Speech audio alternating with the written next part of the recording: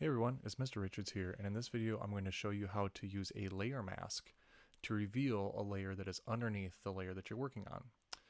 Now that seems complicated, but what it's really going to do is allow you to put like a picture behind like the smiley face.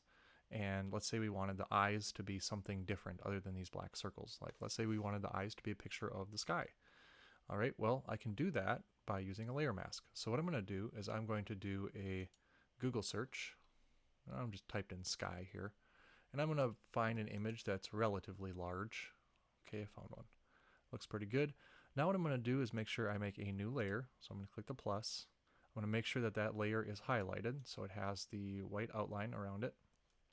Then I'm going to click and drag that picture over so that it appears. And I can move it around to make sure that it is over the eyes. And it is. Okay, now that's not really what I wanted. I want this to be behind the smiley face layer. So what I'm going to do is I'm going to click that layer and I'm going to drag it down so it is behind the smiley face layer. Now it is revealed a little bit here, and whatever, that's fine. We could edit that out later. So now we have the smiley face layer here, and what I'm going to do is click on that smiley face layer, and I'm going to click on this little button at the bottom, and it is the rectangle with the circle cut out in the middle, and that is a layer mask. I'm going to click on that.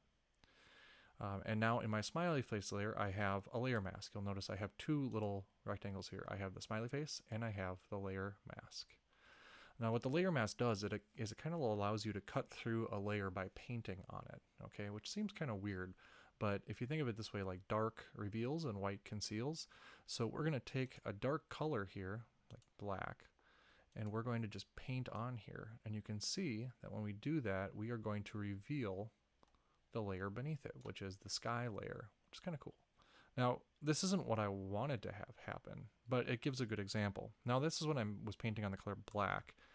If I pick a somewhat lighter color on my tool panel over here, so I picked gray instead, then it will not completely reveal. It'll remain somewhat opaque. So you can still see part of this upper smiley face layer, but there's some sky behind it, which is kind of nifty.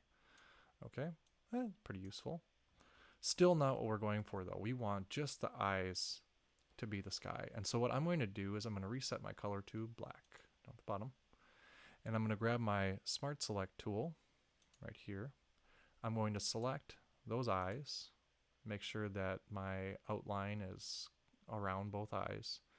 Then I'm going to grab my Paint Bucket tool. Remember, this is the tool that has the gradient, the paint bucket, and the 3D material drop. So I'm going to make sure it's a paint bucket. I'm going to make sure the color is black that I'm going to be dropping on.